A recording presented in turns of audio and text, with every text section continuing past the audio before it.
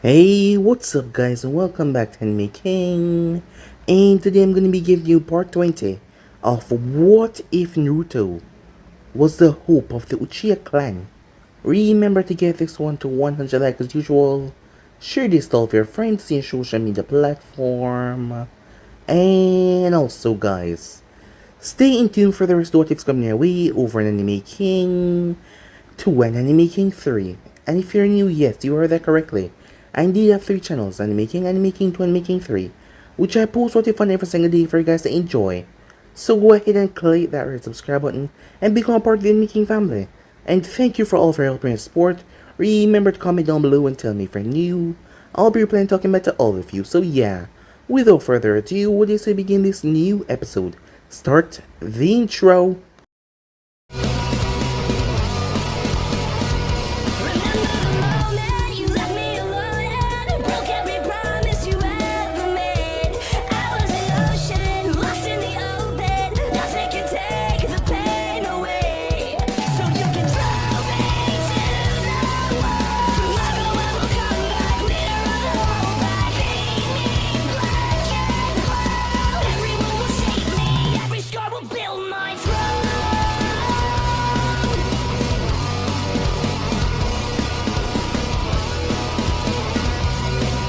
So, the last time we left off, as Naruto took Kurama away from the camp, out to the empty vast desert. As Kurama realized that Naruto was able to control his abilities, as Naruto's eyes were looking at him with nothing but hate, rage, and most of all betrayal. It turns out that Kurama had been killing off Uchihas with a Sharingan. As it was not the Uchiha's fault when the Sharingan went extinct, it was Kurama. Even those who possessed the ability to awaken the Sharingan when he saw strong warriors, he slaughtered them. As he slaughtered the strong warriors of the Uchiha, one after another. That is the reason why he was near the Uchiha settlement. That is the reason why he was there, doing the task that the sage had gave him. As Naruto was furious, betrayed, as he couldn't believe that Kurama, out of all people, would betray him. But Kurama told him, listen, why didn't he kill him or his brother? Because they had the Sharingan as well. But Naruto did not care as he left Kurama there. He was just disappointed. As Naruto went back, he promised to be open with Tsunade, so he told her everything. As she got him to see some sort of reason, got him to calm down a bit. As she got him to think clearly before rushing into anything. But the time was already near, as the warriors were on edge, because they did not see the giant nine-tailed fox, and they knew that they were about to go through hell right now, facing off against the undead. So where was the fox? No one knew. As they watched the massive force approach. Leading this force was none other than the man himself, Kimimaro Osusuke. As Naruto made way towards them as the others engaged. Both of them met as they started to talk. Kimimaro spoke to Naruto as he told Naruto that even if they win today, it doesn't matter because the real Osukes will be coming, and they will suck this planet dry and kill everyone. But if he didn't want that, he just had to join them and fall under Kaguya Osusuke, and in doing so, he would be able to save his world, save the one that he loved. But most of mankind will fall. For a moment there, Naruto was losing his grip, he was losing his edge, hearing about these dangerous threats that were coming. But he slapped away Kimimara's hand. Kimimaro sneered at him with disgust as the both of them started battle, as Kurama engaged there as well. As Naruto was able to trust the fox to help him in the battle, as Naruto brought out his Susanoo, it had the head of a dragon and 2 massive wings. Powerful construct as Kurama and Naruto took on Kimimaro, who brought up a strange bone construct. The battle was devastating as they clashed fiercely. They shredded the lands. They made the place quake in fear. Their battle was great as they destroyed everything around them. And yet, even though Kimimaro possessed the tail beast, the 10-tailed chakra flowing through him, and the lineage of Kaguya, Naruto was able to overcome him and gut him right through the chest, as Dawn incinerated him from the inside. As Naruto saw Neri and the others, but his hand passed right through her as she looked up. She saw her family, the ones that had died. They were waiting for her. As she wished Naruto all the best. But it was her time now, as he watched her leave. With Kimimaro dead, all of the undead start to fall. The jutsus that he used, all of the undead, they collapse. They won. Mankind won against the undead. So yeah guys, so basically as we left off, you guys can switch across the playthrough for yourself. So what is to begin this new episode? We begin this new episode with Tsunade, as she relished the warm sunlight on her skin, the familiar heat bathing her in that ethereal glow. It was wonderful considering the terrible weather that he had to endure for the past several weeks. She remembered what happened. She was not ready at all to meet Inuma's ghost, and she was heartbroken to watch him leave once again. It still broke her heart, but the peaceful smile on Inuma's face consoled her and Oshirama that their brother was going to somewhere better, and they would meet him one day. Even with heavy losses, they had achieved their first victory in the war against the Otsutskis. More than 10,500 humans died, but their sacrifice did not go in vain at all. But still they had 100 Moors that were wounded, that were being treated by Hoshirama and Tsunade occasionally. She would have been glad to assist the medics if she did not got twisted up in a single task. As she glanced towards the man sitting beside her, he was awfully silent since the victory. No matter how much she or everyone else tried, he never revealed what was bothering him. He kept it to himself. At first, she was disappointed, even hurt by his lack of trust in her. But then she thought about the position that he was in. Something had happened to the king in the last battle. Something that hit his heart deeply. It had not stopped him from attending to his duties though, or motivating his men. Hell, he was even nice and friendly to the Kyuubi, who was severely wounded in their recent battle. When questioned, his words were short and simple. Life is too short for any regrets, and I already have a lot of them. There's no need to add a good friend to that. Tsunade did not think that he had such forgiveness inside of him. Once again she was seeing another side, a wonderful side of her husband. What's on your mind? She asked curiously. She watched him look at the picture of land of fire that he had carved on the ground. Even if it was a bit crude at the edges, Tsunade could not help but be surprised at his attention to the detail. Everything was in the right place, the capitals, the rivers. As she almost forgot that he was Uchiha, finest leader that led to many victory. How could she forget that? I may have conquered the world of man, but I have yet to conquer the Otsutsuki, he said. You killed their king in single combat. I'm sure you will figure out a way to defeat their queen and bring an end to this war, said Tsunade. There was nothing but confidence in her tone. Flattery will not win you any points, Haim, he said, as a faint blush came on her cheek. As she watched as he turned his gaze back down towards the map, something had changed since he fought Kimimaro. Previously, he had looked at her with kindness and affection, but now, his eyes were full with nothing but warmth. Whenever he looked at her, he was there always, consoling her when she had cried over her parting with Inuma, despite him also seeing and losing Nero once again. Not to mention he went out of his way to make sure they had lunch together, dinner together. He was being more than wonderful. And not to mention he found a cute little nickname for her.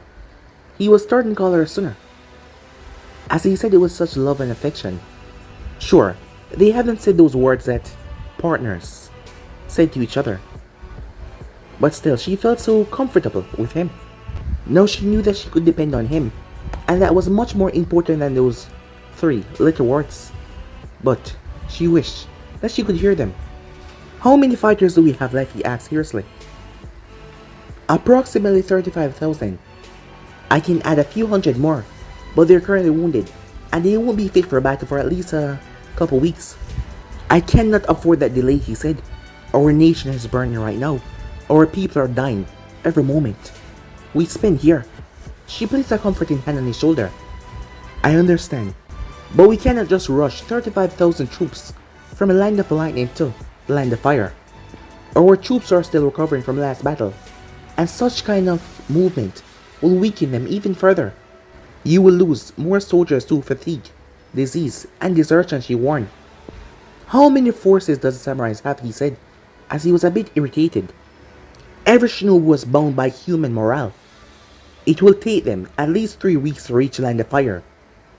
And that was for the shinobis. For the civilian fighters, it will take them much longer. But the samurais had bred fine horses that could ride for 2 days non-stop. And they require very less food and water. Maybe that could work. They don't have enough of those.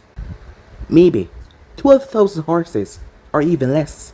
Their battle against Hoshirama and then against Kimimaro had them suffering great losses of their prized beasts, said Snaddy. Then I'll use my Kamui to teleport this army to the line of fire. I cannot afford to lose anything else, said Naruto. She glared at him frustratedly. That is reckless. No matter how strong you are right now, you cannot teleport 35,000 people over that long distance. It will kill you and may even destroy our army. Even if you were able to achieve some sort of success, would you be able to live with yourself if thousands of our soldiers were lost in that portal of yours, she asked, as Naruto sighed and backed down because she was right. That way was too risky. But the truth was, he was running out of options. War horses, soldiers, not even Kamui, was enough to make him reach to save his people on time. He was stuck here. He could only hope that his father could hold off the nation until they arrived. But that was just wishful thinking. Tajima had 10,000 fighters with them, and those were the very young, the very old, or the very average fighters. Even if he mustered up civilians, he would be able to muster up at least 30,000, but still, they would be outnumbered 5 to 1. The only hope for the Land of Fire survival was Madara, returning from Land of Wind quickly with his army. Still, as their king, it was Naruto's responsibility to come to their aid. As an idea popped into his head, as Snadden noticed, there was a gleam in his eye. I think I have the right solution, he said. Time skip. Hoshirama was in the medical tent, along with Mito, as they were tending to one of the civilians' wound. As Hoshirama felt a chakra approaching, as the tent flap opened up, it was none other than Naruto and Snaddy. As the medical staff in the tent bowed, but Naruto just went straight up to Hoshirama. Luckily, Snaddy was there to make up for him ignoring them. His mind was occupied a lot, but still, he was a king, and they were his people. But Snaddy made up for it. Mito and Hoshirama was working on treating the wounded and the dying, so they wouldn't have to think about the loved ones that they lost in this battle. Mito had lost more than Hoshirama, but none of them felt that their pain was greater or lesser than anyone else. It had allowed them to bond after so many years once again, and he was indebted to her because she helped him. Inuma's death was painful to hear, but his brother had no regrets. He did it for their people, and that was able to calm Hoshirama's heart.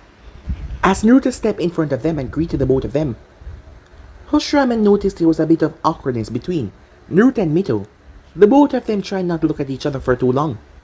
My king, Hoshirama said, as he noticed that Naruto still hadn't said anything yet, even though his eyes burned with impatience. He wanted to say something. As Naruto glanced towards Tsunade, who was still talking to the nurses, as Hoshirama understood, he was waiting for his wife to join them. As Hoshirama smiled at that, even though Tsunade was taking a really long time, as she greeted almost everyone.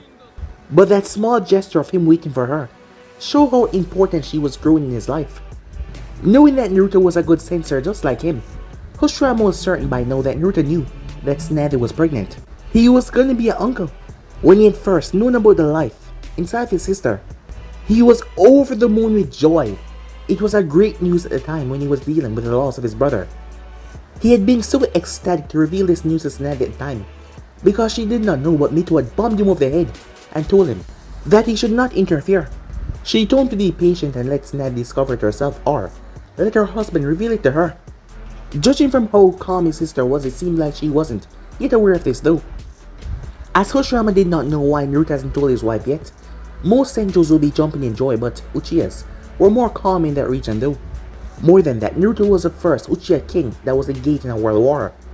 There was a lot on his mind, there was a lot to do. So he will follow Mito's advice. Tsunade finally made her way over. How much do you two know about my teleportation ability? Not much. Except for what we saw on the battlefield, said Mito. It was impressive, Hoshirama said, with an honest smile, causing Naruto to smirk a bit, as his smirk was filled with pride. No need to boost his overinflated ego already, said Snazzy. As Naruto pouted a bit, a king is allowed certain liberties, said Naruto. Liberties? And what liberties do you prefer, my king, she said.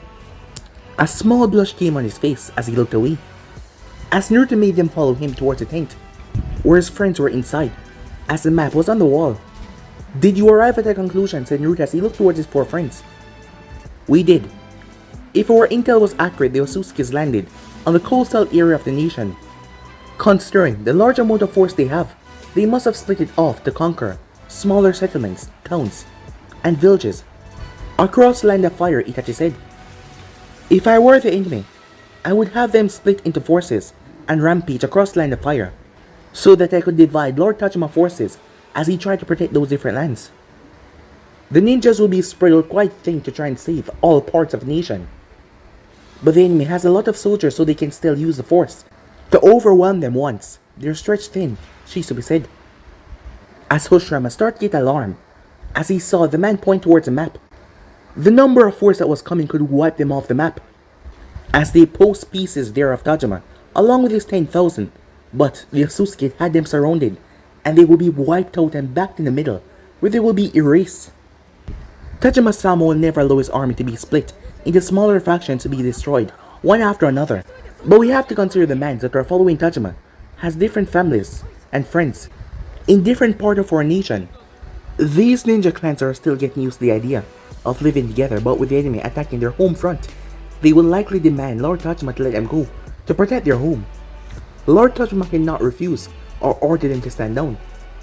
If he does, he would likely face a mutiny.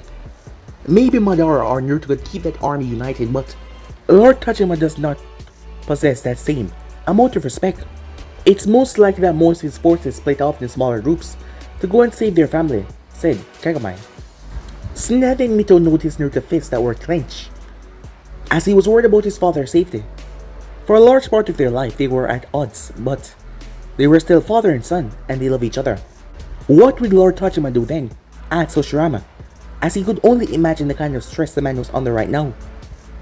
Rumored that his sister and youngest son was dead, and one of his sons, the last one, the elder one, missing. The man must be going through a lot. As Naruto answered Hoshirama's question, Castle Tsukiyomi, he said. Hoshirama and Sned looked at the castle, located in Land of Fire. Castle Tsukiyomi was a fortress. After Uza, it was the strongest foundation in the world. Built by Uchiha through years of blood and sweat.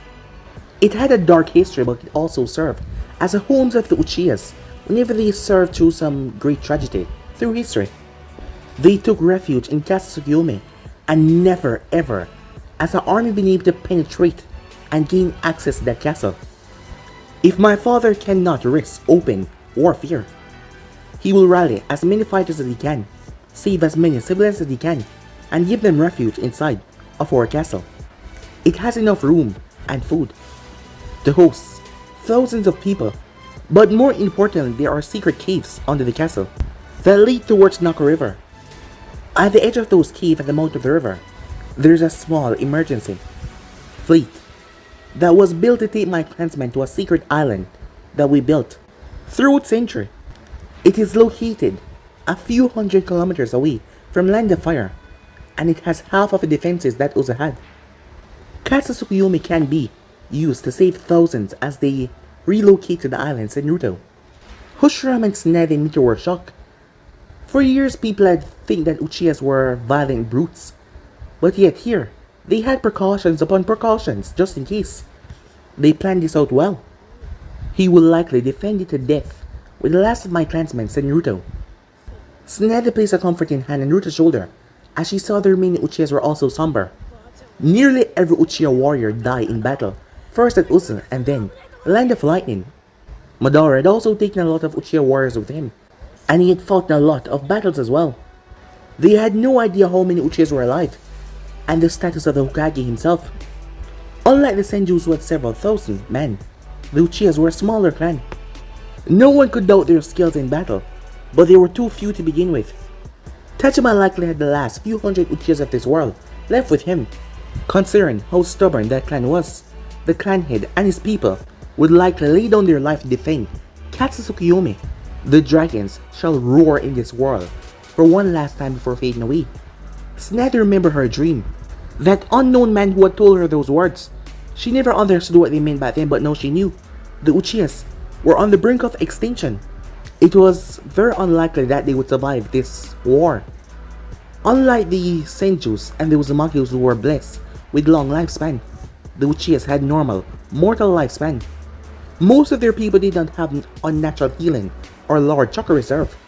They were mortal men in every sense of the word. I never thought our clan would fall. Itachi whispered, "It won't. As long as there remain one dragon in this world, the line of interest shall never end," said Kagami, as Takashi nodded in agreement. From the ashes, we shall rise against Shisui as he placed a comforting hand on Itachi's shoulder. As Naruto looked towards the ninja map, from the predictions the enemy would have around 300,000 warriors by now. It will be a mix of the Otsutskis, Haguromos, Kaguya, their strange creatures, and the army of dead. Not to mention that cursed statue. Shisui already told him that the queen had two tailed beasts under her control. And given the fact of the complete disappearance of the other tailed beasts, it was likely that she had all of them except for Kurama. And he barely had 35,000 against so much. It was a death sentence. He glanced towards his wife. The urge to make her stay back was growing stronger and stronger. He had no idea about Shizuka and his daughters Madara had posted a few loyal Uchihas to guard the temple, but they were too few to stop the army of dead.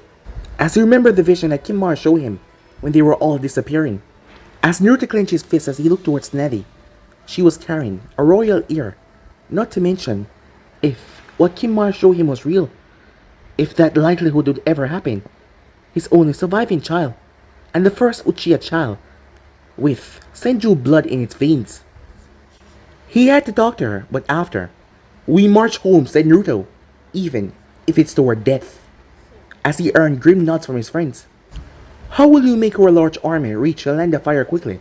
asked Mito, as her own brother Nagato had made his way with the rest of the king's guard, warrior, that were still alive, as she was certain that he was there at Katsusukiyomi, helping defending the place. "Through the combination of my dojutsu, Fuinjutsu and ninjutsu," said Naruto. Everyone looked towards him, as he wondered what he was planning. Time skip. Kurama watched, as the army was moving in flourish. As the weapons were being taken, the wounded were being left behind, with a garrison to protect them, while the soldiers are moving, packing the essentials. Hundreds of ninjas surrounded Hoshirama, as Kurama felt the surge of chakra that was supplied to the Senju leader. Hoshirama needed that chakra, yes, as he slammed his hand together and created trees, spanning hundreds of kilometers. As Hoshirama was sweating as every few minutes, hundreds of wooden chakra horses emerged from the wooden trees. Mito Uzumaki and her few clansmen stood at the edge of the forest. Her group was busy as they marked each and every wooden horse with seals. Those very seals forming a parallel and unbreakable connection between those animated horses. Already 20,000 was created as Mito and her group had placed the seals on half of them. If things went as they planned, they should accomplish it in a couple of hours.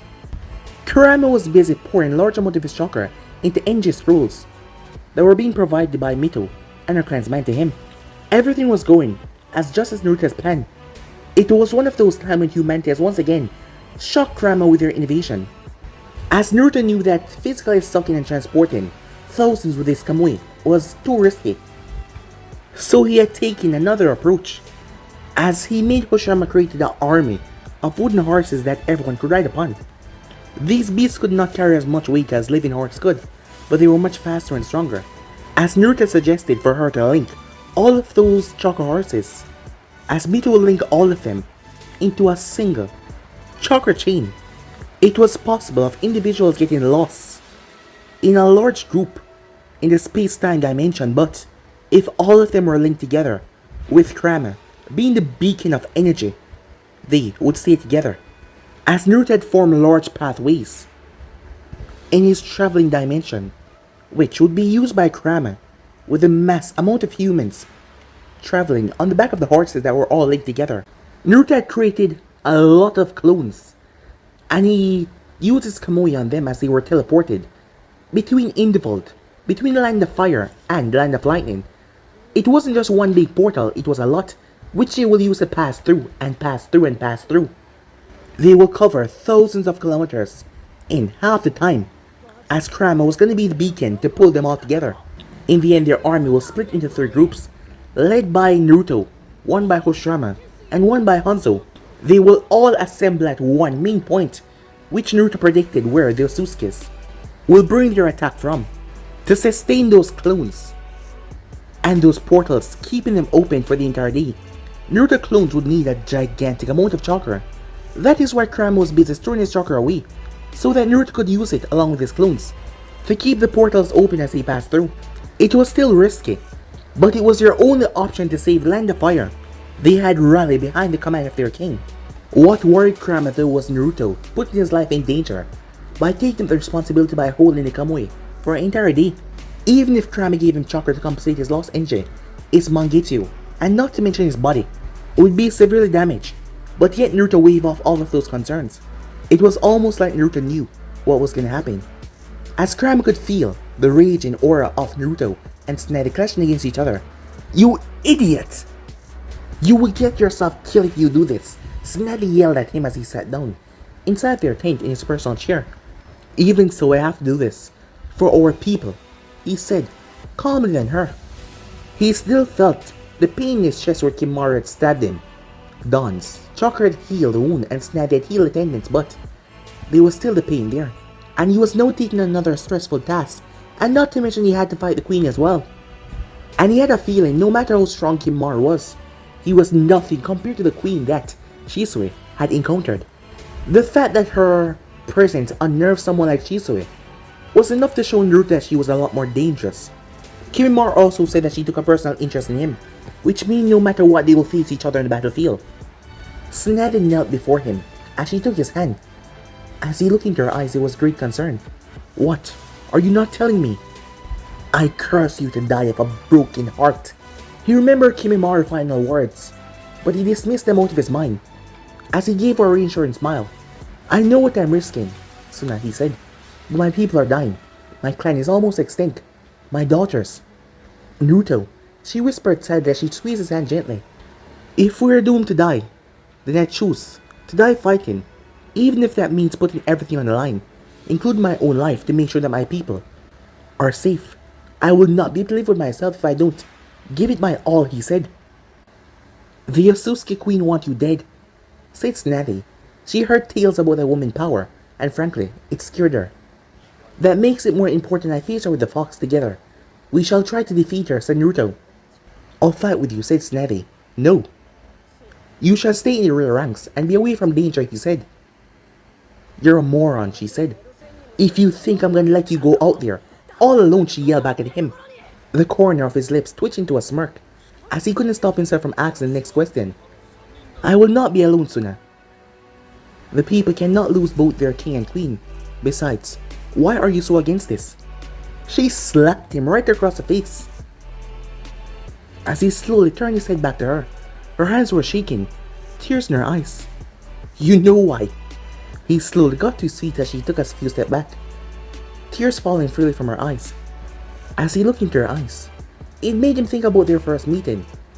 Despite the situation, it earned a chuckle out of him, as she gave him a rather nasty glare to see him laughing at a moment like this. Never did he thought that he would come to care for someone like her, so fierce, stubborn, and prideful. But there was a beautiful heart in that chest of hers, one that cared deeply for those who were close to her, and a smart mind that covered for his lack of protest most time. As he thought about it ever since they got married, she has been plaguing his mind and his heart. The last thing he thought about when Kimura struck him down was how angry he was that he never got to resolve that fight with her. How happy he was when the first face that he saw when he woke up was hers. Most importantly, Kurama was still his friend because of Tsunade. Even Kurama and his Friendship between them was on the brink of destruction. She never used that opportunity. To become the one closest to him, she gave him sound advice. She made him see reason, even though she was worried and fighting fiercely for his safety. I love you, Naruto, she confessed finally, after their silence searched on for too long. He felt ashamed when he saw no need for reciprocation in her eyes, as she came forward and hugged him. The family cannot survive without you, Naruto, she said. He brought the hug in place, a hand on her shoulder, as he looked into her eyes. They can. They will have you, Naruto, she said, but he cut her off. I have repented my sins and I don't fear death. All that matters now is that I save my people from extinction. I will not. Is Mangekyou activated, cutting her off, as she felt some of her strength fading away. Listen to me. If I fall, you must assume leadership of the kingdom. It may take years, decades, generations, but mankind must never surrender to the Osusuke.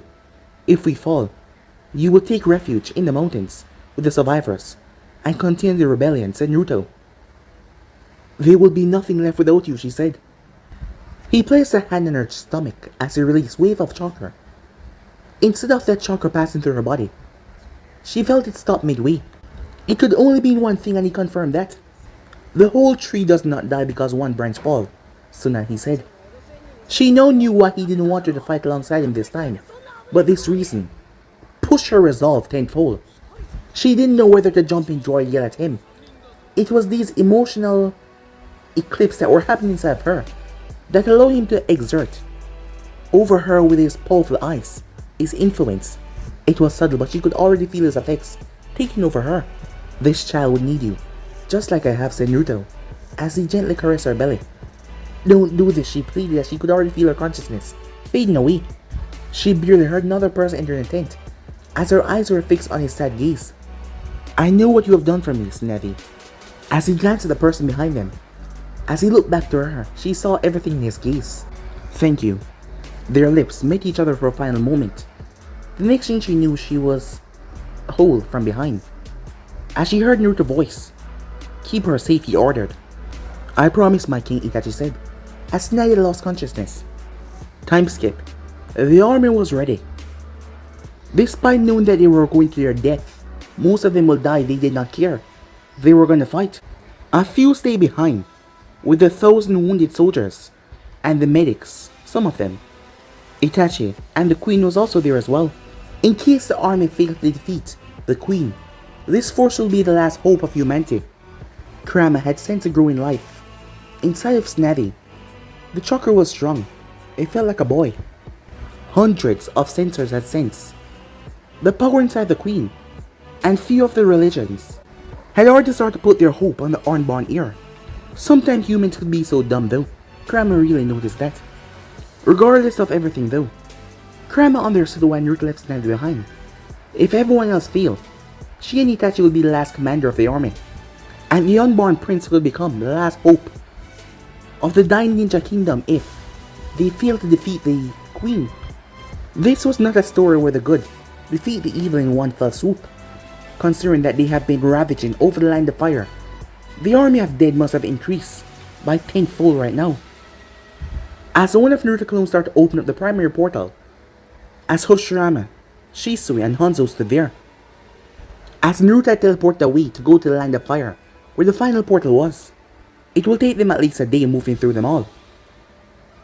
As Hoshirama looked towards his people, Kurama roared as he linked his chakra to everyone. The 35,000 riders. Together, they charge. Time skip, land of fire at Kasatsukiyomi, the oldest and strongest defense of the Uchiha. A fortress that had faced countless armies and repelled each and every one of them. Yet today inside there was an aura of doom and misery all over the place. A few hundred fighters from the Uchiha, Nara, and Hatsuki clan was all that was left of those ancient families. The rest of their people had perished. Inside the castle there was nearly 40,000 civilians that take shelter when Tajima offered them aid. Tajima was unable to stop most of his army from splitting up. Officially, it is 30,000 strong that was made up of ninjas and civilians had fought tooth and nail against the Osusukes at the coastal area. 1,000 died, but it allowed the civilians to reach Castle Tsukiyomi. Not everyone reached here in time, but it was still better than everyone dying. But after that, enemy chose to do a different tactic, and it worked flawlessly. Not only did the enemy split its force all over the land, they spread rumors about Madara dying along with its army as well. They had no idea about Hoshirama and their status. So Madara was the last hope, because they didn't hear anything back from Land of Lightning. And Madara was the last hope they had to come and save them, to help them in this endeavor. And to hear that he died, that was the final straw. Various ninja clans broke faith and ran to save their homes and their people. Tajima pleaded for them to see reason, but they did not, and they were slaughtered like cattle. As days passed and no help came, Tajima and Sakumo realized that it seems like the rumors are true. No help were going to come because it seemed like their sons were dead. Sakumo still kept himself together to oversee the evacuation of the 1,000 civilians to the secret island, but Tajima was devastated. How could he not be? All of his sons had perished. His sister had died as well. His clan was on the brink of extinction. But still, this is their final stronghold, where they will hold the enemy until the thousands of civilians escape the island. Not only will it save humanity, the life that they have right here, but it will provide the human forces with great advantage because no more dead will happen. There will be no more dead, so that the enemy could revive them and use them against them. The Hatake and the Nora clans were still standing alongside the dragons. Their members are also wiped out, but they too decide to stand beside the Uchihas in these final hours. Together they defend the castle for 4 days that allowed civilians to flee, but they were getting knocked back. Level after level of the castle was overrun. Tower after tower was destroyed. Walls crumbled. Sakumo snapped from his despair as he heard the rattling at the main gate. Barely 250 Uchihas, Naras, and Hatakes who had been fortunate or unfortunate to survive right now was defending the main gate. There were still 4,000 civilians left to evacuate as they were hiding down inside of the caves. Tajima turned towards Uchiha that was near to him. Make sure no harm come to her. You must know how important she is. 2 of my brothers died to save her and her people against the army. We shall defend her to death, Lord Tajima. For our nation, for our future, for our fallen king. The Uchiha promise. Is this about the priestess? Asked Sakumo. As Tajima nodded, it was quite a surprise when a few Uchihas had returned. They had a small group of priestesses from the Nichiya clan. Among them was a woman named Shizuka. She was carrying the king's children.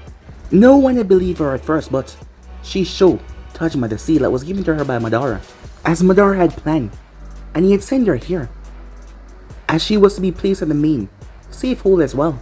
Many Uchihas died protecting her and her people, so that the line of the king could survive. Tajima had wept. Yes, he cried in relief when he heard this news. He had granddaughters. The man had wept. He had bowed down to her and offered a sincere gratitude and protection, knowing that his sons had left something for him to continue fighting, had given him the motivation and the strength to fight. My lord, the priestess will be doing a week or two. The king had promised to name his daughters, but the Uchiha soldier hesitated. Tajima grimaced as he was reminded about his fallen son. As he looked towards Uchiha, Ichiwa Uchiha. Then, as their grandfather, I named the elder of the 2 girls, Ikari Uchiha. She shall be the leader of our people, and the younger one, Neri Uchiha. My lord, you're not coming with us. The Uchiha was shocked, whether to know that his leader was not coming or that he just named a female as the Uchiha leader for the future, something that has never happened in history. But with Madara and Naruto not leaving behind any male heirs, and with their clan on the verge of extinction, the girls were next in line. A dragon never flees, said Tajima. The Uchiha made his way off after giving a bow, as Sakumo grim. But there was hope in Tajima's eyes. His line was not going to end today. As he looked towards the gate, where he saw the enemy knocking at their door, Sakumo was also relieved his daughter was gonna escape with a handful of Uchihas, Naras, and the thousands of civilians. He didn't know how they will survive this war in the future, but for now, they shall survive this day. What can we do against this sorcery, Sakumo? Asked Tajima tiredly. Sakumo looked over the thousand of dead that were storming all over the castle. We hold the line, Sakumo said, as Tajima looked up as he saw the dragon banner still flying highly. He had done as best as he could to save so much of the people. I hope you can be proud of me now, Naruto, Tajima thought. He looked at the last of his clansmen, and he saw the look in their eyes. They were defiant. To see this through down to the very end, the dragon started roaring this castle. One last time, Tajima said, as he drew his blade, as everyone pulled their weapon and roared. As they took a position near the final gate that was breaking apart, the seals were destroyed, the wood was being broken down by the Kaguyas and their dead minions. Tajima gripped his blade as he saw the hideous form of the dead warriors. From the ashes we shall rise again, the upper gate crumble. For our people, Sakumo said. For our king, yelled one of the Nara officers. The gates were obliterated. Fire and blood, Tajima yelled. The Uchihas released a wave of fire that incinerated the first wave of dead. The Nara used their shadows to trap them the other wave, as the Hatakes blew them to extinction. Tajima and his army run down the slope as they slaughter. He used his blade to carve Kaguya members who stupidly enough tried to attack him. Then suddenly the enemy stopped. One of the Otsutsuki stepped forward and glared at Tajima. But before anything could happen, a thunderous roar decimated the area as something was in the skies. Dark flames exploded on the Otsutsukis and their warriors. If that was not enough, as a young boy, on top of a massive dog, ripped through the dead. A brown-skinned man on top of a monkey, as the monkey jumped and crushed the dead rank under his fists.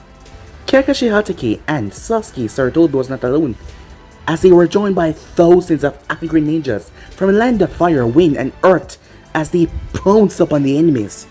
But what Tajima saw in the sky, the massive construct of the Susanoo, as the thing flew and unleashed hell. After Indra, very few had awakened this power, and to see his eldest son with it filled him with nothing but pride. The fact that Madara was still here alive, one of his boys was alive, gave him the will to raise his blade once again, as Madara shouted in rage, "Kill them all!" Time skip. One day later, the night was cold, as the last remaining hope of humanity was behind the stronghold of the walls. But it would not hold, and they knew that. But Madara still did not give up hope despite the grim things that has happened to him. His clan was gone, his brother was dead, his best friend missing, and his nation was on the edge of annihilation. Honestly, there was nothing left for him to fight for, but his hate and revenge kept him fighting on. But on the inside he felt hollow and dead. But he remembered the hopes that his youngest brother had for his nation, not to mention Tobirama, Neri. They died giving their life for what they believe in, and he couldn't just allow their dreams to fall away into nothingness. As the hate and anger that came from all of that allowed him the strength to crush the army. It was so sudden and brutal, the Otsutsukis had to fall back rather quickly, as Madara and the army was allowed time to pull back into the castle, and allow their soldiers that were wounded to rest. If the Otsutsuki queen was on the battlefield, this miracle wouldn't have happened. They were lucky that she wasn't here, and her fellow clansmen were no match for Madara. But it seems like she realized her mistake, as Madara felt it, the power that was coming. He felt it, and the force of 300,000 strong was coming. He barely had 25,000 ninjas and civilians combined, who were tired, desperate, scared. But the Otsutsuki queen had brought everything. She brought every single one, and she was also coming as well. That is why he used the help of Nagato Uzumaki to erect seals. Seals wall all across the castle, a dozen of them. In between each wall he placed forces to respond in case of a breach. As Madara stood outside, with nearly 6,000 men, with the vanguard as well, as they chose to fight and die beside their king. He was a hope that was keeping them together. As Madara stood there proudly, the monstrous power was making his way. As he could feel her power marching towards them. As he gripped his blade though, he was never one to just give up. His brother, his aunt, Toburama, they fought for too much. And he would just be disrespecting their sacrifice if he gave up. As he looked towards the army approaching with nothing but defiance in his eyes, let them come. He would butcher them all. But guys, leave me in subscribe right here. If you want to see next parts, do like, subscribe, comment down below, and turn on the bell notifications to stay posted. Remember, share to all of your friends in your social media platform. And also, guys, stay tuned for the brand new episodes coming over Making 2 and Making 3. But more for now, see you guys soon. Peace